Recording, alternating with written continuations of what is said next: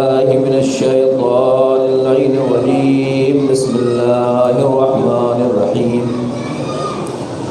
الحمد لله رب العالمين بارئ الخلائق أجمعين، ثم الصلاة والسلام على أشرف الأنبياء والمرسلين سيدنا ونبينا بالقاسم محمد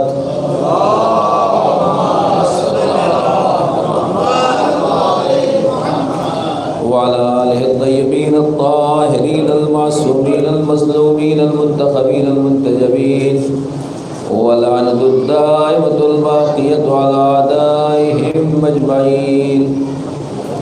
أما بعد فقد قال الله تبارك وتعالى في كتابه المبين وهو أصدق القائلين وقوله الحق.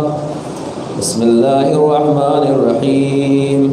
ونريد أن نمن على الذين استضعفوا في الأرض ونجعلهم أئمة ونجعلهم الوارثين. صلوات الله.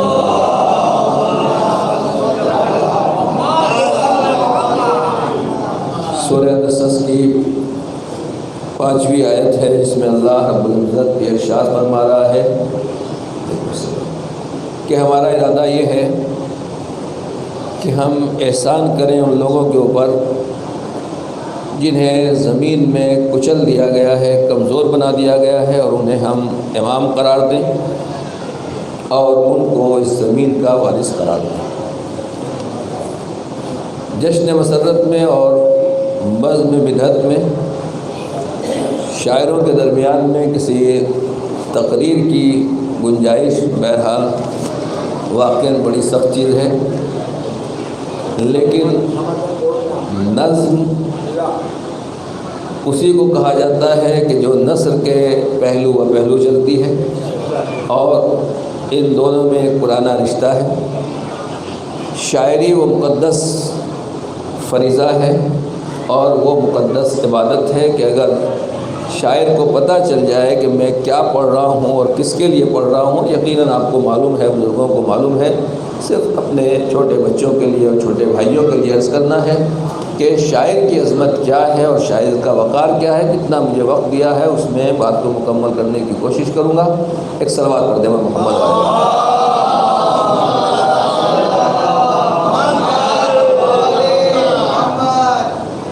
مشہور واقعہ ہے کہ آیت اللہ مرشی نجفی آل اللہ مقامہ نے شعر اور شاعری سے متعلق ایک دن سوال کیا. صبح اٹھے تو انہوں نے پوچھا کہ یہ شہریار کون شاعر ہے؟ تو لوگوں نے کہا پرانے زمانے تقریباً 8 سے 70-80 سال کے آس پاس کی بات ہوگی. تو کہا یہ شہریار کون ہے؟ تو لوگوں نے کہا کہ ایران کے شہر تبریز میں، صوبہ تبریز میں رہنے والا شاعر ہے اور وہ وہاں کے مقامی شاعر ہے. کہا ان سے کہیے کہ میں ان سے ملنا چاہتا ہوں. جیسے آغا شہریار کو یہ پتہ چلا کہ آیت اللہ العظمیٰ مرشی نجفی حرم معصومہ کے امام پیش نماز، اتنے مقدس اور بلند صاحب مرتبہ علی رتبت عالی مرتبت مرجع تقلید، ان سے ملنا چاہتے ہیں. بہرحال وہ یہاں پہنچے اور پہنچنے کے بعد آغا مرشی نجفی سے ملاقات کے لیے حاضر ہوئے. شاعر حضرات اپنی ذرا عظمت کو سمجھیں اور وقار کو سمجھیں کہ ہمارے شعر کی قدر و قیمت کیا ہوتی ہے. تو جب ملاقات ہوئی، آغا مرشی نجفی نے ان کی خیریت پوچھی، مزاج پرسی کی. تو ایک مرتبہ آغا مرشی نجفی نے کہا کہ ذرا اپنا وہ قصیدہ سنائیے جو آپ نے تازہ قصیدہ کہا ہے. کہنے آغا آپ کون سا قصیدہ کہہ رہے ہیں؟ کہ وہ قصیدہ جس کو علی اے ہمائے رحمت تجھ آیتی خدایا، علی جو رحمت خدا کا ہما ہے، تم اللہ کی کون سی نشانی ہو، یہ والا قصیدہ میں آپ سے سننا چاہتا ہوں. تو شاعر نے سر جھکایا، کہنے لگا آغا یہ قصیدہ تو میں نے ابھی تازہ کہا ہے، کسی محفل میں پڑھا نہیں، کسی بزم میں سنایا نہیں، نہ فیس بک پہ ڈالا، نہ واٹس ایپ پہ ڈالا، نہ لوگوں کو پیش کیا. آپ کو کیسے معلوم ہے؟ بس جناب آیت اللہ مرشی نجفی نے فرمایا کہ بات یہ ہے کہ میں خواب دیکھ رہا تھا اور امیر المومنین کا دربار لگا ہوا تھا. آپ نے فرمایا آپ بلند آواز سے صلوات پڑھ لیں.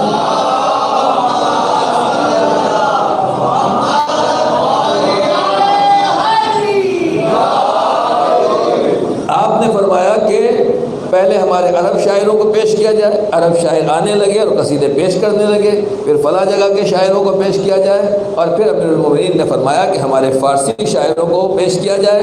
تو جب فارسی شاعروں کا نام آیا تو آپ کو بلایا گیا اور آپ نے امیر المومنین کے دربار میں ان کے سامنے یہ قصیدہ پیش کیا اور یہ قصیدہ بیان کیا، اور مولا کو خود آپ نے زبان شاعر سے اپنے مولا کی ممدوح کی خدمت میں آپ نے یہ قصیدہ پیش کیا اور عرض ادب پیش کیا۔ تو جناب شہریار نے کہا مولانا یہ کب کا خواب ہے؟ چند دنوں پہلے کا آغا مرشی نے بتایا کہ جب آپ کو بلایا گیا اسی وقت کا یہ خواب ہے۔ تو جناب شہریار نے کہا کہ اسی دن یہ قصیدہ میں نے مکمل کیا تھا، تکیے کے نیچے رکھ کے سو گیا تھا۔ شاعر شعر یہاں کہہ رہا ہے، خواب میں جناب آیت اللہ مرشی نجفی کو دکھائی دے رہا ہے۔ بس عزیزان گرامی، کہنے کا مقصد یہ ہے، آپ شعر کہنے کے بعد یہ نہ سمجھیں کہ کوئی سننے والا ہے یا سننے والا نہیں۔ آپ میری تعریف میں شعر نہیں کہہ رہے ہیں، بانی محفل کی تعریف میں نہیں کہہ رہے ہیں، دوسرے لوگوں کی تعریف میں نہیں شعر کہہ رہے ہیں، شعر اس کی تعریف میں کہہ رہے ہیں جو اللہ کا نائب ہے، اللہ کا حجت ہے، اللہ کا ولی ہے۔ جس طریقے سے خدا کی مدح و ثنا کی جاتی ہے، کوئی سنے نہ سنے اللہ سننے والا ہے۔ اپنے امام کی شان میں جب قصیدہ اور شاعر پیش کرتا ہے، شاعر منقبت پیش کرتا ہے، مداح قصیدہ پیش کرتا ہے، تو ان کی بارگاہ میں پہنچ جاتا ہے، اور جس کی بارگاہ میں جس کا شعر وہ ان کی بارگاہ میں قبول ہو جائے، اسی شاعر کی مراد پوری ہو جایا کرتی ہے۔ لہذا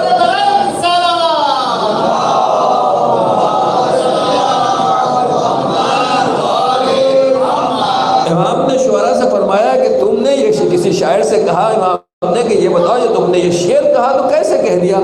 کہا مولا مجھے نہیں معلوم، میرا قلم چل رہا تھا، میں لکھتا چلا جا رہا تھا۔ توجہ کیجیے گا، مدح امام کے لیے، مدح اہل بیت کے لیے، مدح پیغمبر کے لیے، نعت پیغمبر کے لیے کیا چیز درکار ہے؟ کہا مولا جب میں لکھ رہا تھا تو میرا قلم چلتا چلا جا رہا تھا اور میں لکھتا چلا جا رہا تھا۔ امام نے فرمایا کہ دیکھو جب تم ہماری تعریف کے لیے قلم اٹھاتے ہو تو پاک و پاکیزہ روح ہے جو تمہارے ساتھ آتی ہے اور تمہاری مددگار ہوتی ہے۔ جب تک روح پاکیزہ روح مقدس روح تمہارا ساتھ دیتی رہتی ہے، تمہارا قلم ہماری مدح و ثنا میں چلتا رہتا ہے۔ کتنے شاعر ہیں جو بڑے بڑے زمانے کے ادیب ہیں، اہل قلم ہیں، اہل فن ہیں، مگر زندگی گزر گئی دوسروں کی تعریف کرتے کرتے، نہ کبھی خدا کی تعریف کی، نہ رسول کی تعریف کی، نہ اہل بیت کی تعریف کی۔ یہ شعراء اہل بیت ہیں جن کی زبان کے اوپر یا اللہ کا حمد و ثنا رہتی ہے، یا پیغمبر کی نعت یا رہتی ہے، یا اہل بیت کا قصیدہ اور نحو اور مرثیہ و سلام رہتا ہے۔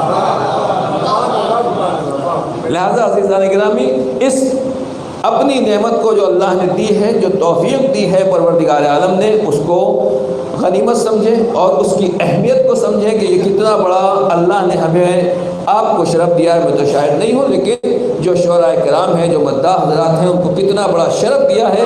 اور میں اتنا ہی کہنا چاہتا ہوں کہ جب شاعر دل سے محبت اہل بیت رکھتا ہے تو امام یہ ہوتا ہے نا، شاعر سے ہم ہر شاعر کے دل میں تمنا ہوتی ہے، شعراء حضرات ہی بیٹھے ہیں بہتر بتائیں گے، جہاں قصیدہ کہا کوئی سنانے والا سننے والا مل جائے، ذرا سن لیجئے، نیا قصیدہ ہے، نیا شعر ہے، ذرا ملاحظہ فرما لیجئے، ذرا اصلاح کر دیجئے، کسی نہ کسی بہانے سے گھما پھرا کے سنا دیں گے۔ ہم جب شعر کہتے ہیں یا آپ جب شعر کہتے ہیں تو ہمیں تلاش کرنا پڑتا ہے کہ کوئی سننے والا مل جائے، مگر جب مدح اہل بیت میں شعر کہے جاتے ہیں، کبھی امام جعفر صادق کہتے ہیں کہ تشریف لائیے فرزدق آئیے، آپ میرا آ کے قصیدہ سنائیے، کبھی امام زین العابدین فرزدق سے کہتے ہیں کہ تمہارے قصیدے کا یہ انعام ہے، کبھی دیوبند خزائی سے امام رضا علیہ السلام کہتے ہیں کہ اپنے اشعار سنائیے۔ مطلب یہ ہے شان اہل بیت میں شعر کہو گے تو اہل بیت اشعار سننے کے لیے بھی تیار ہیں، انعام دینے کے لیے بھی تیار ہیں۔ اور آج ہمارا وہ ممدوح امام عصر صاحب الزمان جل اللہ تعالیٰ فرجہ الشریف،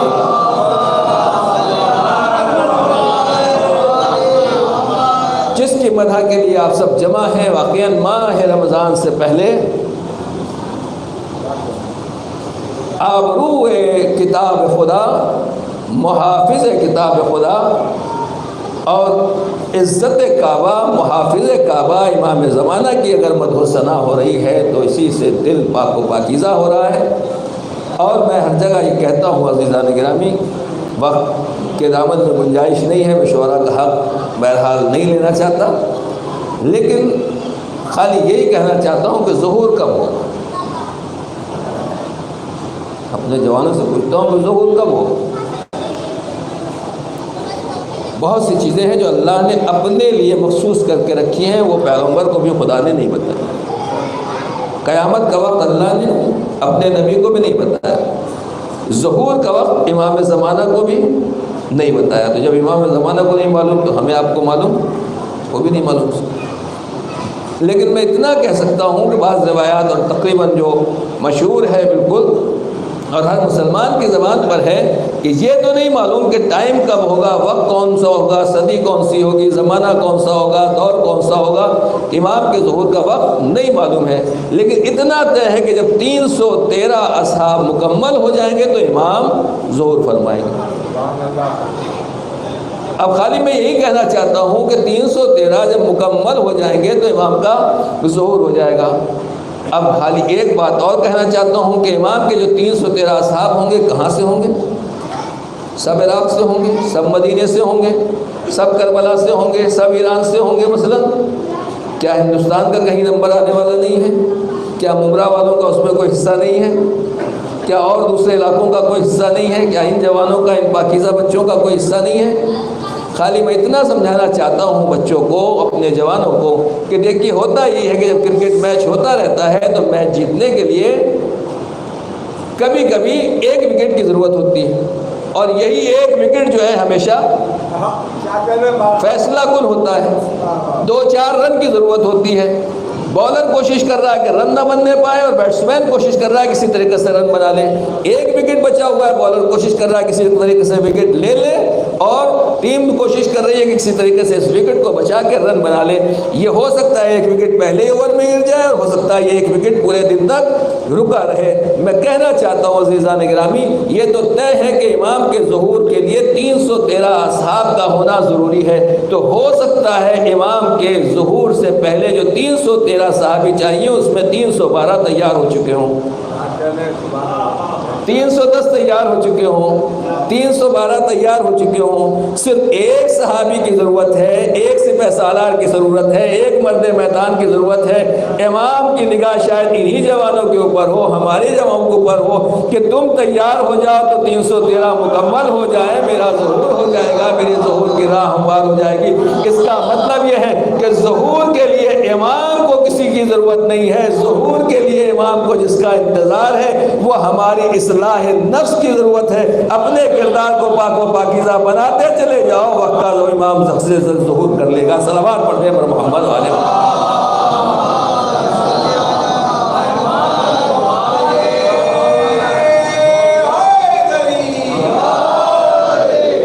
بس عزیزان گرامی، جو علماء نے کہا ہے کہ یہ 313 افراد وہ ہوں گے جو کمانڈر ہوں گے، جو الگ الگ علاقوں کے لیے منتخب کیے جائیں گے، جو امام کے گورنر ہوں گے، جو بڑے بڑے سپہ سالار ہوں گے، ورنہ امام کی فوج تو بے شمار ہوگی۔ پوری دنیا میں جب اسلامی حکومت قائم ہوگی، پوری دنیا میں جب عدل و انصاف قائم کرنا ہوگا تو اس کے لیے اتنی بڑی فورس چاہیے، اتنے بڑے لوگ چاہیے، اتنے افراد چاہیے۔ بس میں کہنا چاہتا ہوں کہ مایوس ہونے کی ضرورت نہیں ہے۔ وہ امام جس کے فوجیوں میں، جس کے سپہ سالاروں میں اور جس کے کمانڈروں میں سب سے اول نمبر پر کون ہوگا؟ توجہ کیجیے گا، امام زمانہ جب آئیں گے تو آپ کے کمانڈروں میں، آپ کے سپہ سالاروں میں سب سے نمبر 1 پہ کون ہوگا؟ تاریخ اور روایت میں ہے، آپ نے صرف نماز کا تذکرہ سنا ہے نہیں۔ جو آدمی نماز پڑھ رہا ہے کیا وہ امام کے ساتھ جہاد نہیں کرے گا؟ کیا وہ امام کے ساتھ جنگ نہیں کرے گا؟ جناب عیسیٰ کے بارے میں یہ بھی پایا جاتا ہے کہ امام کے ساتھ جب نماز پڑھیں گے اور نماز کے بعد جب جہاد کا مرحلہ آئے گا تو جناب عیسیٰ جہاد بھی کرتے ہوئے نظر آئیں گے، دجال کو بھی قتل کرتے ہوئے نظر آئیں گے۔ یعنی مطلب یہ ہوا کہ جناب امام زمانہ کی فوج میں جناب عیسیٰ بھی موجود ہیں اور وہ آپ کے ساتھ ہیں، یعنی نبی خدا کے ساتھ امام زمانہ عدل و انصاف قائم کریں گے۔ تو جس طریقے سے اتنے عظیم المرتبت نبی دنیا میں تشریف لائیں گے اور امام کے پیچھے نماز بھی پڑھیں گے اور امام کے ساتھ رہیں گے، اسی طریقے سے امام کی فوج میں ہر طرح کا سپاہی چاہیے، ہر طرح کا مددگار چاہیے، ہر طرح کا صاحب انصاف چاہیے، ہر طرح کا نیک کردار چاہیے۔ تو جب نیک کردار چاہیے ہے تو پھر ہمیں اس کے لیے ابھی سے تیاری کرنے کی ضرورت ہے کہ ہم اپنے کردار کو اتنا پاک و پاکیزہ بنا لیں کہ ہم امام کے ساتھیوں میں شریک ہو جائے۔ بمبئی والوں کو سمجھانے کی ضرورت نہیں ہے۔ بہرحال رات کا یہ وقت ہو چکا ہے کہ یہاں شاعری جگا سکتا ہے، مجھ جیسا ایک طالب علم نہیں جگا سکتا، لیکن بمبئی والوں کو جگانے کی ضرورت، سمجھانے کی ضرورت نہیں ہے۔ آپ کو صبح سویرے مثلاً جانا ہے مٹی کی طرف، لوکل میں سوار ہونا ہے۔ توجہ کیجیے گا، کچھ وہ ہیں جو اے سی میں ہیں، کچھ وہ ہیں جو اے سی فرسٹ میں ہے، کچھ وہ ہیں جو اے سی سیکنڈ میں ہیں، کچھ وہ ہیں جو 3 ٹائر میں ہیں، اور یہ بچے آخر میں جوان معلوم ہے ٹرین چل پڑی اور کس طریقے سے آپ لوکل میں چڑھتے ہیں، کسی طریقے سے لٹک کے ٹرین پر آپ سوار ہو گئے، کسی نے ہاتھ پکڑا، کسی نے سہارا دیا، کسی نے بیگ اٹھایا اور آپ کو آہستہ سے پائیدان پہ پیر رکھنے کی موقع مل گیا اور آپ نے منزل سفر تک پہنچ گئے۔ اس کا مطلب یہ ہے کہ جہاں اے سی والا پہنچ رہا ہے، جہاں سیکنڈ اے سی والا پہنچ رہا ہے، جہاں سلیپر والا پہنچ رہا ہے، جب ٹرین پہنچے گی تو پائیدان پر پیر رکھا ہوا ہے، کسی نہ کسی طریقے سے اس سے وابستہ ہو گیا، یہ بھی اسی کے ساتھ اس منزل پر پہنچے گا۔ جس طریقے سے آسمان سے عیسیٰ آ رہے ہیں، جناب مالک اشتر آ رہے ہیں، جناب حر دلاور آ رہے ہیں اور دوسرے افراد آ رہے ہیں، اسی طریقے سے اپنے کردار کو تھوڑا بہت اہل بیت کی کشتی میں اس طریقے سے سوار کر دو کہ کہیں نہ کہیں پائیدان مل جائے، ان کا دامن تھامنے کے لیے ایک دھاگا بھی نصیب ہو گیا تو تم امام کے لشکر میں کامیابی کی منزل تک پہنچ جاؤ گے۔ صلوات پڑھنے پر محمد والے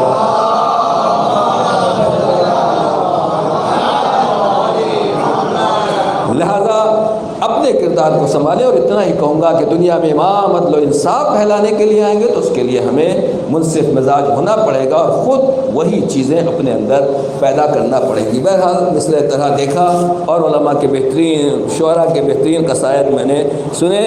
آخر میں صرف اتنا ہی عرض کر دوں، ہمیں یقین ہے انہیں بے نقاب دیکھیں گے، مسلسل آپ طرح سن رہے ہیں اور ایک سے ایک بہترین طرح اس بات میں بھی آئیں گی کہ ہمیں یقین ہے انہیں بے نقاب دیکھیں گے۔ میں نے تضمین لگانے کی کوشش کی ہے، نگاہیں پاک جو رکھیں گے دور غیبت میں، نگاہیں پاک جو رکھیں گے دور غیبت میں، ہمیں یقین ہے انہیں بے نقاب دیکھیں گے۔ ہمیں نگاہیں پاک جو رکھیں گے دور غیبت میں، نگاہیں پاک جو رکھیں گے دور غیبت میں، ہمیں یقین ہے انہیں بے نقاب دیکھیں گے۔ وقت کی ذاتی کے لیے معذرت خواہ ہوں، رب کریم سے دعا ہے اس جشن کو امام زمانہ کے حضور میں قبولیت کی سند عطا فرمائے، اور شعراء سے جو امام نے وعدہ کیا ہے کہ ہر بیت کے اوپر جنت میں ایک بیت اور گھر ملے گا، پروردگار اس دنیا میں نہ صحیح لیکن اس آخرت میں اہل بیت کے ان شاعروں کے لیے پروردگار تو پوری کی پوری بستیاں، پوری کی پوری کالونیاں جو تو نے الاٹ کی ہیں انہیں ہمیں بچانے اور محفوظ رکھنے کی توفیق عنایت فرما۔ بانیان محفل، شرکاء اور جو دنیا سے جا چکے ہیں ان سب کے مغفرت اور درجات میں بلندی عطا فرما، موجودہ خدمت گزاروں کی توفیقات خیر میں اضافہ فرما۔ ربنا تقبل منا انك انت السميع العليم ان الله وملائكته يصلون على النبي يا ايها الذين امنوا صلوا عليه وسلموا تسليما۔